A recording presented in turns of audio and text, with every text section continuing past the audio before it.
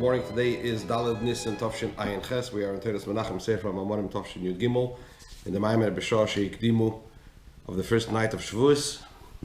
We are on page Kuf Samach Beis, and we are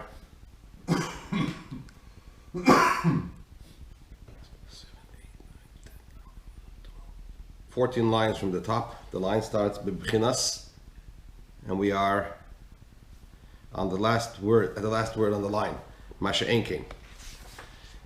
Quick synopsis of what the Rebbe is saying here in this chapter. The Rebbe explains the idea. He follows on to the idea that he explained earlier in the Mamar, that the beginning of Avodas Hashem, the beginning of service Hashem, begins with submission, Kabbalah's oil, the acceptance of the yoke, denoted in Moida Ani and Hoidu.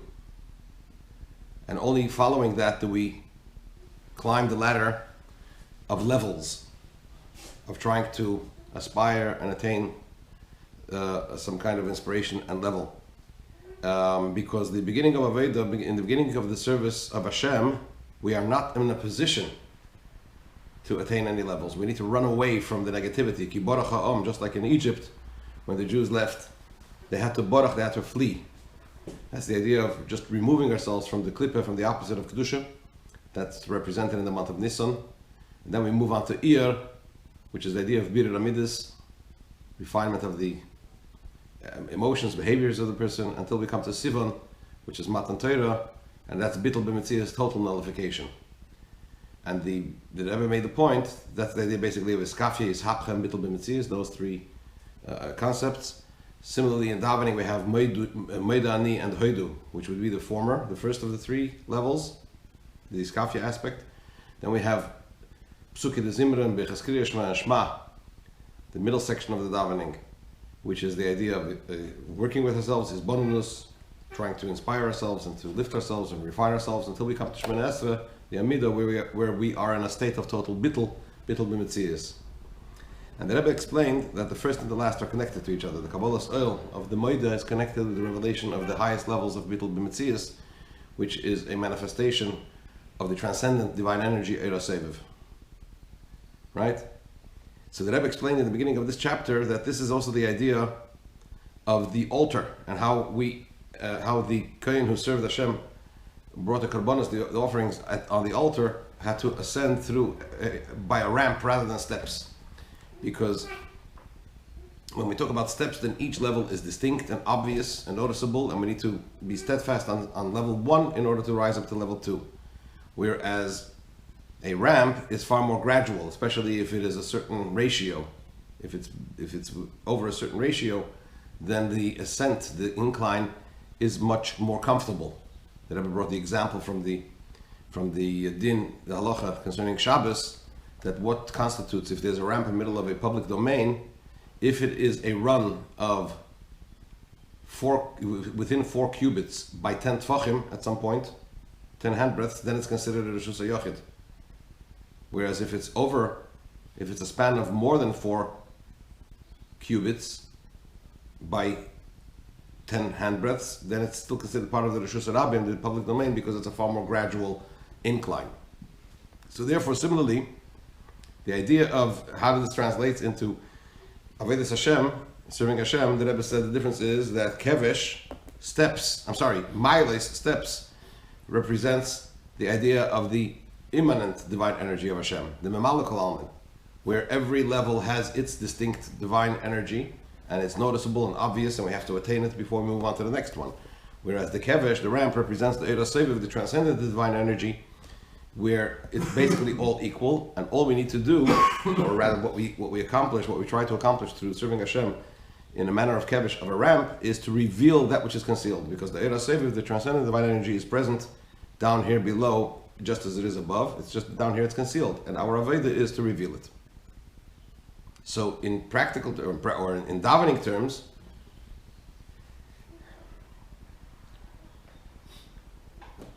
the Rebbe said, let's go back a little bit. We'll go back to the Inyanim. The line starts Avol. Right. 10 lines from the top at the end. What's the idea of these things in serving Hashem in the course of davening? Shemailis made, or rather in the service of Hashem, Shemailis made ala aliyah b'seidav adroga. Steps denotes an ascent in an orderly fashion. Hochel mehidu, starting from the beginning of davening, hoidu, etc. Ad psuki dezimre b'chas kriyishma v'kriyishma shmanesa, and followed on from hoidu until. Well, the first part is from hoidu until psuki dezimre, until the verses of song. Then we move on to the verses of song, on to the blessings of the Shema, and then the Shemana Esrei. When one starts his Avodas Hashem, it's in a manner of daimim, silent. You know, there's the four inanimate elements of the building that are the building blocks of the creation of the world. Daimim, tzemei, chayim, adaber, the inanimate, the vegetable, the living, and the speaking, the human, right? So the inanimate, the vegetable, the things that grow, and then the animal kingdom, and then the humankind. So in Avodas Hashem, in davening, we find the same four elements. In the beginning, we are at the level of daimim, inanimate. That's represented in hoidu. Then we move on to the aspect of the vegetable, and the animal, and the human. That would be insofar as Memaluk Alaman is concerned, where you have the distinct levels. When we talk about a ramp, this is an ascent which is not orderly. It denotes someone serving Hashem out of a sense of duty, acceptance of the yoke of heaven, without considering his levels at all, his condition and his situation. This is what the verse refers to in the deeper sense, when it talks about not ascending to Hashem's altar with steps, but rather with a ramp. In the deeper sense, the idea of sacrificial offerings means offering up our animal soul to Hashem. So the beginning of serving of Hashem and trying to ascend to our source, which is the idea of the altar, Malchus, the aspect of Malchus, of Atzilus, Knesset Yisrael, the assembly of Yidden, which is where? In Malchus of Atzilus, that's where the source of the souls is. So the beginning of Avodas Hashem, in trying to ascend there, Tzaddik needs to be in a manner that we don't ascend with steps. Why? Because if one will at that point consider and reckon and focus on one's levels, on one's virtues, then the end of the pasuk says, then our nakedness will be revealed. Why? Because if we start analyzing ourselves, we will see our lowliness, that we have no association at all to love and fear of Hashem, etc. And what happens if we bring that into sharp focus? And as a result of this, he will hinder himself from serving Hashem. And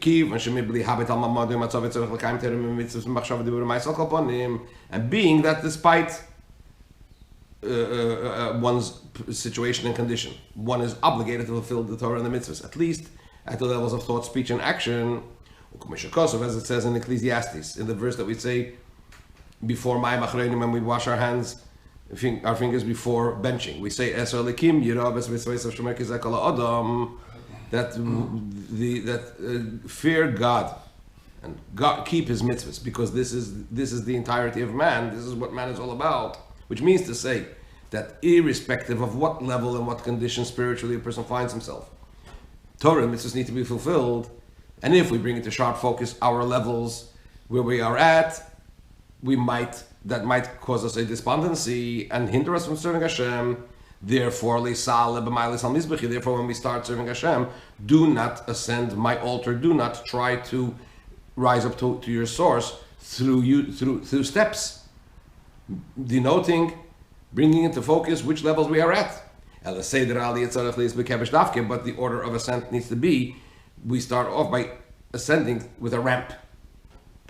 And it's concerning this that it says in the Mishnah in Zvachim, in the tractate Zvachim, which is a Mishnah that we say every day in davening before Shachris in Ezehu Mekayman, right? Where it talks about the sin offerings and how the blood of the sin offering was sprinkled on the altar. So it says, all of Akevish, the Kohen, ascended, went up the ramp, Ufana la Seviv, and turned to the ledge bordering the altar. Right? So all of Akevish, in the deeper sense, it means Kevish means ramp, but in the deeper sense, it means Miloshen Kvisha. It's from the sense of restrained. Hainu shekevish es atzmei. He restrains himself and kvetcht sich ein. Rebbe says it in Yiddish. He sort of contracts himself. B'bchinas iskafia. He subjugates his Yetzer Hara. B'bchinas iskafia in a manner of subjugation. That's the beginning of the Aveda. All of Akevish. Mibli lischashev imam matzove, without paying any attention to his situation and his condition. He sets himself aside legamri completely, and he turns to the ledge. But in the deeper sense, it means he turns and he invests himself. He inserts himself in matters of serving Hashem, in a manner that is beyond measure of higher and lower. Rather, he is motivated and fueled by the levels of the transcendent divine energy, which causes the person to serve Hashem out of a sense of Kabbalah soil, acceptance the yoke of Hashem, accepting the yoke of Hashem. And later on, through beginning the service of Hashem in such a manner, one arrives to a condition and a situation that he indeed truly arrives at such a level. Not only in a mode of subjugation, which is the follow-on in the Mishnah, that ultimately he arrives to the southeastern corner, which denotes in Gimavur Bebura Zeh, as the Mittel Rebbe explains in his commentary on the Zeh, the detailed aspects of this Mishnah, through all of Akevish of Allah Seviv, first starting up with this Hashem in a sense of subjugation, out of a sense of subjugation. Says the Rebbe on page Kuf Samach Gimel on the top, this is also indeed that which David HaMelech states in Psalms, in Psalm 56, that this is to the conductor upon the mute, distant dove. This is a psalm that was composed by David HaMelech when he was running away from Shaul, and he came to Achish, the king of Gas, and he was in terrible strife there. They wanted to kill him, and he had to take certain measures to avoid that. So he composed this psalm, and he referred to himself as the silent, distant dove, the mute, distant dove. In other words, in a state of angst. The Hine, says the Rebbe, Yoina koi al Knesset Yisrael. Yoina, dove, is a reference to Knesset Yisrael, the assembly of Yidden. Lamaila, above, where? In Malchus of Atzilus, which is the source of the souls. V'chein al Neshamas Yisrael lamata shenim shel Yoina. It also is a reference to the souls of Yidden down here below, who are compared to the dove, as it says in Chazal, as our sages state in a number of places, sheheim b'bchinas bittul. Why are they compared to the dove? Because they are in a mode of bittul, of nullification. That's why they're called the mute dove, the silent dove, because if you remember in the beginning of the Maimer that Rebbe began with the idea of the two ksarim, the crowns that were adorned to the Yidden when they said Nasa and Nishma. And the Rebbe defined what the word keser means, crown. What does the word crown mean? And one of the definitions of keser was shtika, silence. In other words, not everything that is in keser is revealed onto Chachma. So therefore, it's a reference to the Yidden, right? Who are in a state of bittul, which is the idea of silence, which is the idea of silence from the attribute of keser. Frek the Rebbe, asks the Rebbe, in a move on, it would seem it's not understood. Mahi hashayches dienus elem shiave the nihilis leile shem b'bchinas rechekim. In other words, when we say Yenis Elam, the mute dove, the silent dove, we're talking about Yidden, the neshamas of Yidden, as they are at the level of keser, or as the level of keser is revealed in them. Right? Because it's shtika, the silence of Keser, which is, as denoted before, the idea of Shemona Esrei, right? The Amidah, the silence of the Amidah is the silence of the attribute of Keser. So, what is the connection between this silent dove, the mute dove, which represents such a high, lofty level of serving Hashem, to those that are distant, Yoinas Elam Rechoikim, the distant ones. On the contrary, it would seem that they're the close ones. Who says the Rebbe? The explanation is the Kol HaKodev Kamei Yeser Hu Yeser Klachoshev.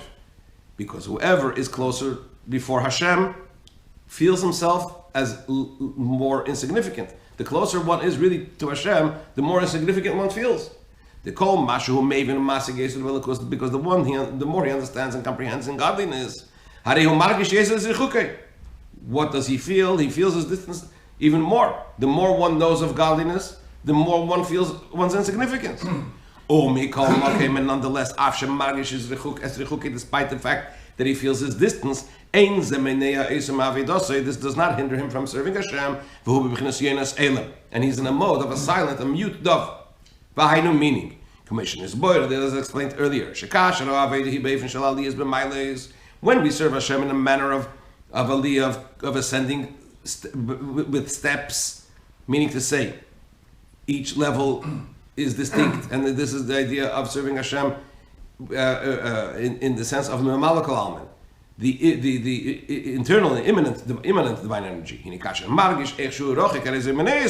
other words, when we serve Hashem from that sense that levels are important, right? That in Mamar Alman there's a lower level and a higher level, and the higher level is more significant than the lower level. So then when we focus on ourselves and our levels where we're up to, from that point of view, then when the person feels that he's distant, and he sees that he's insignificant, what will the person feel? A sense of inferiority, and how can I serve Hashem? So it'll stop the person from serving Hashem. But when one serves Hashem in a manner of nullification, which is the idea of the silence, right? In other words, he serves Hashem not with steps, but with a ramp. In other words, not from the perspective of Mamar Alman, but from the perspective of Sevuk Alman. So then, despite the fact that he feels his distance, it doesn't hinder him. Nevertheless, it does not hinder him from serving Hashem. And then he's in the state of a mute and a silent dove. So indeed, he feels insignificant. He feels that Hashem is way, way beyond anything that he can possibly ever hope to accomplish, hope to be. But despite that feeling, it doesn't cause him to stop from avodas Hashem. He serves Hashem out of a sense of bittul. Unlike if one would serve Hashem from the perspective of Mamar Alman, then that sense of insignificance would cause him to stop serving Hashem. This is generally the order of serving Hashem. That the beginning of the service of Hashem, serving Hashem, needs to be in a manner of nullification and subjugation. That's the beginning of the Aveda. And as the Rebbe pointed out before, that the beginning of serving Hashem and the end of serving Hashem are connected to another. Both have this idea of bittul. The bittul from the beginning of serving Hashem is iskafia and kabbalas oil, subjugation and accepting the yoke of Hashem. And through this specifically, through starting out avodas Hashem in this manner, we arrive to the state of total nullification, which is in the aspect of Hashem's transcendent divine energy, as denoted in the Shemona Esrei, the sense of bittul nullification represented in Shemona Esrei. So, in answer to your question, how do we take all of this and apply it practically in avodas Hashem? I think the Rebbe pretty much set it out here in that way. So therefore, I think that the central lesson from this ois is that despite our feeling of insignificance, which unfortunately we do feel quite often, and how could we that we're really not, completely insignificant and lacking, right, deficient. Nevertheless, kabbalas oil, accepting Hashem's yoke, is kafir, carrying on and doing it because we have to. And ultimately we arrive to that level. Another couple of lines. I've got any versions now. I've got these four Israelis. Okay, so we will carry on with Hashem on Thursday. Thursday. Yes, Hashem.